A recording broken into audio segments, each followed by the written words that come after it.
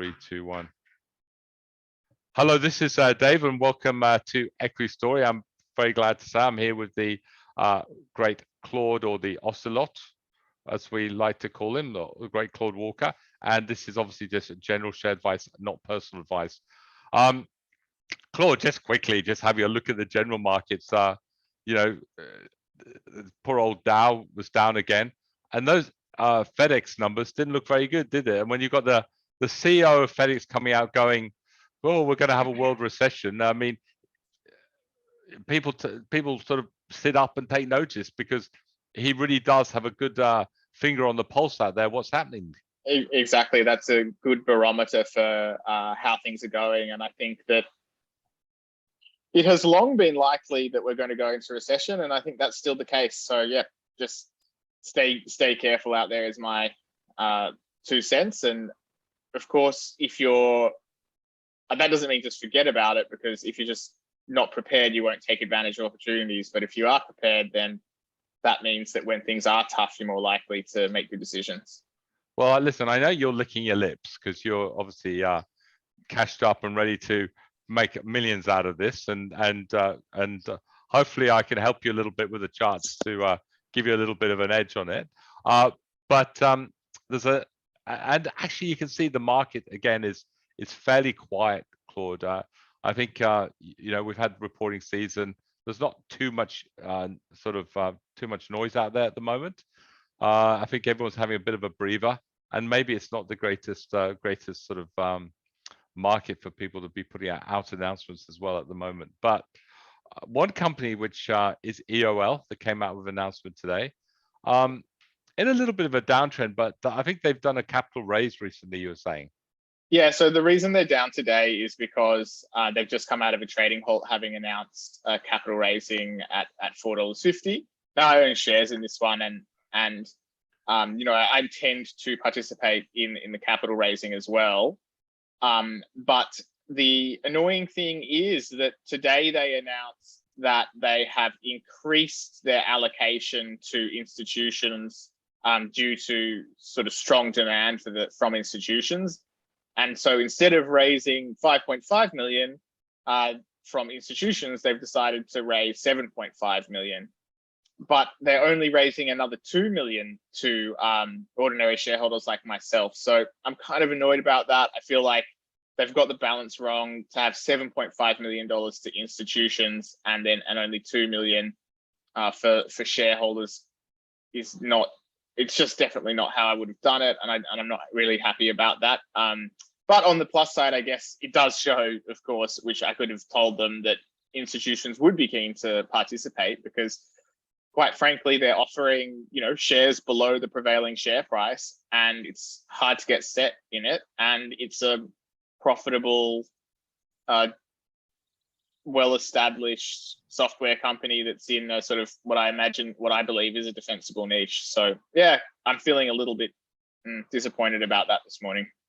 Well, I'll tell you what, I think it also, from a charting point of view, it'd be great to see mums and dads have a bigger shot at this story, and we'd like to see more volume on the stock. It's always been one we've liked, and it's actually charted quite nicely in the past, but it's always been a little bit scary because there's not enough volume.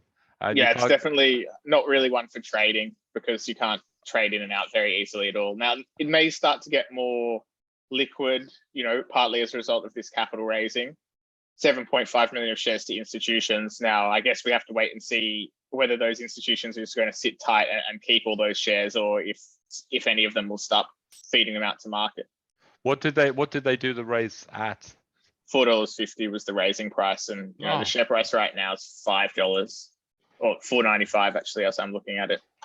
So quite attractive. I can understand why you would have wanted a few more. Yeah. All right. Now, Helios. HLS. Yeah, now, this is a pretty bad chart, I'm guessing. Yeah, it's a bad chart, but let's not look at the chart. I don't want to ruin you like I've ruined the wolf, right?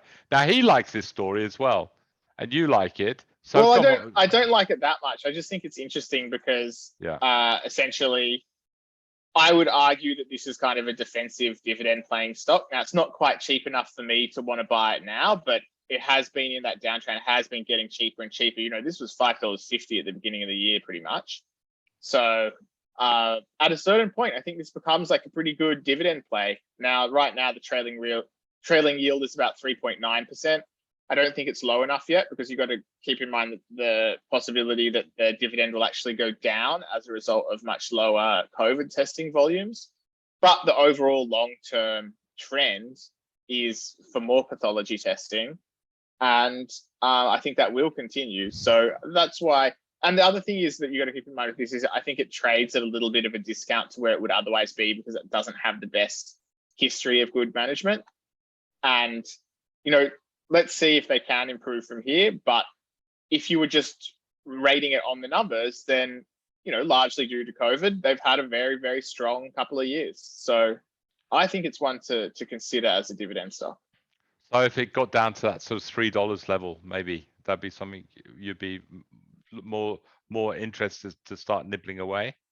Yeah, so I think that let's say we'd probably, yeah, so if you look at it, it's like a PE ratio of 7.5, but that's not sustainable profit. So instead, you'd probably be thinking yeah, I don't think it's cheap enough yet. I think it needs to be even under $3, or else we just see some results that are a little bit stronger, basically.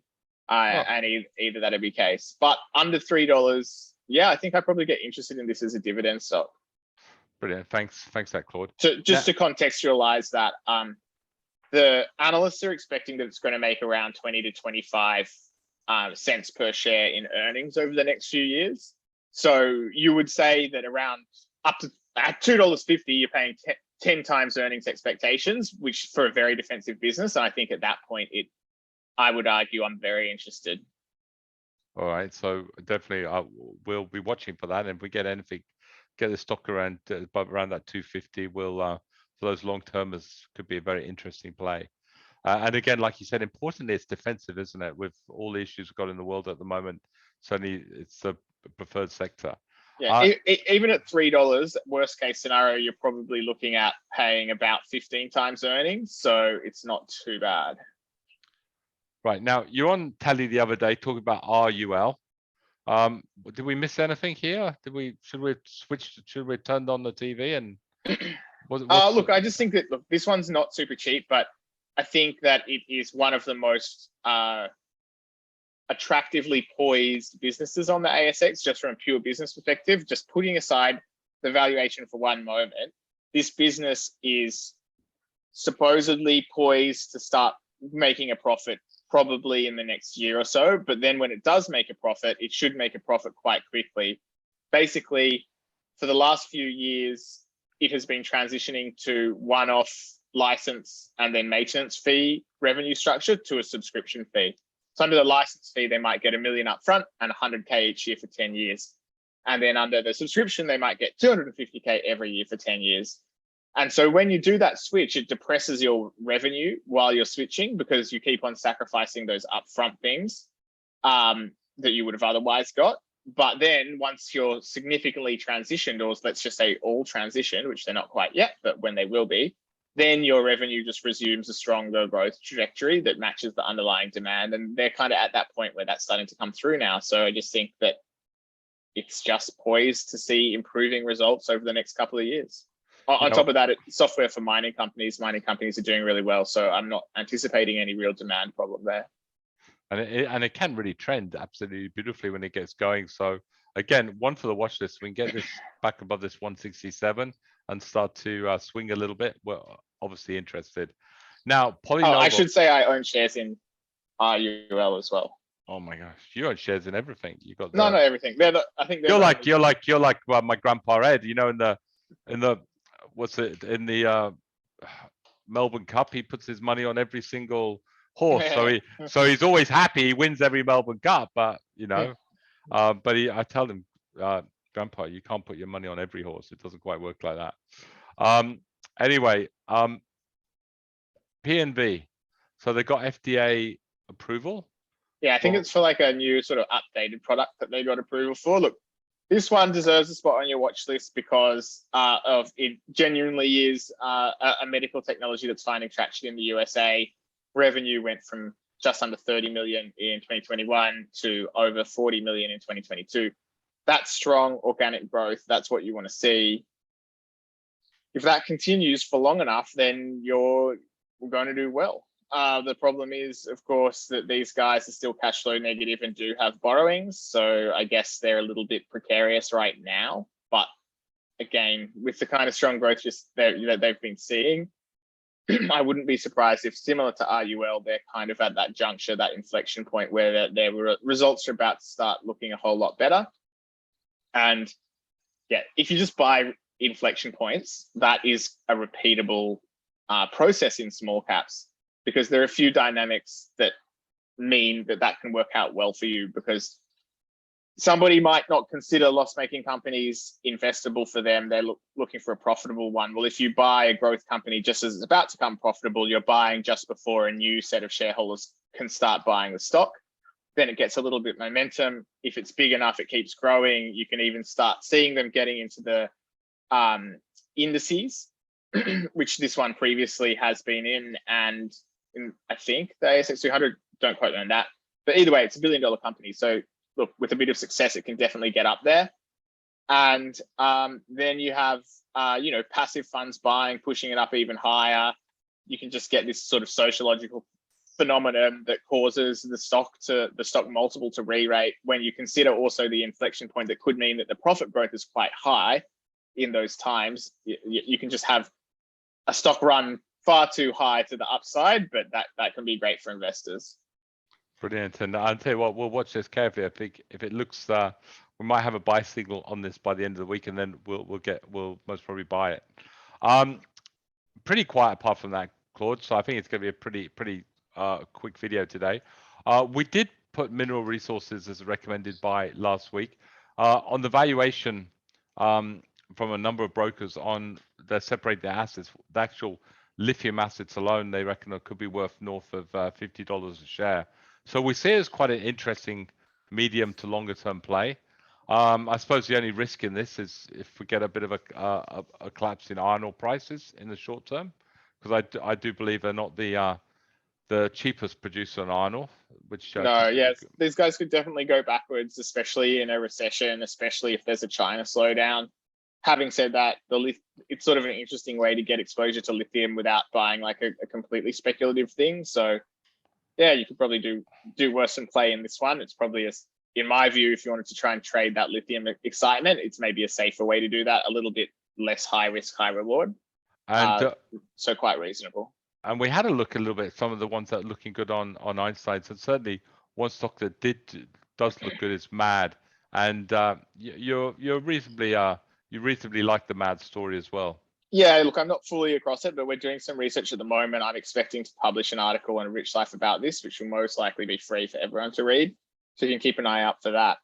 That'll be our first coverage of Matter Group. We'll just be focusing on the US opportunity, which is, I really think, what needs to work for it to actually keep going up from here. I think it's performed really well in Australia. This is a business that is mostly done well out of doing maintenance jobs for mining companies. So it's kind of like, it doesn't have such high peaks and troughs in demand as a company that does services to do with the exploration phase, because it's more about the established mine with long mine lives. So like they have to send people out, mechanics to keep all of the machines running and that kind of thing.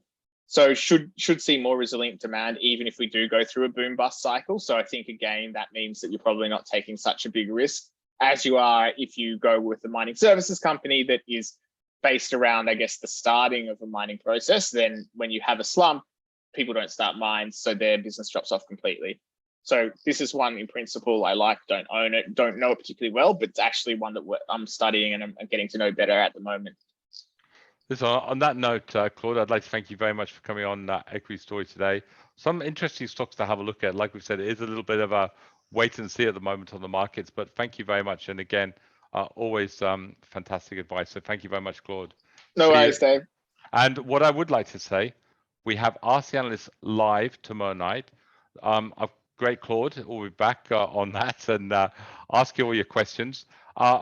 We've got a slight change. So people now, when you log on to Ask the Analyst, we won't be sending you the email. Just please go to the website and go to the Ask the Analyst, and there's a link there. We're not going to send the email because we've been sending just too many emails, and I think half our database have been drowning in emails, so we're trying to avoid that a little bit. So just to log on to RC Analyst for tomorrow night and in future on every RC Analyst, just please go to the website and log in directly.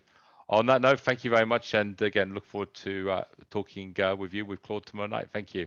Bye-bye. Thanks, guys. Have a great day.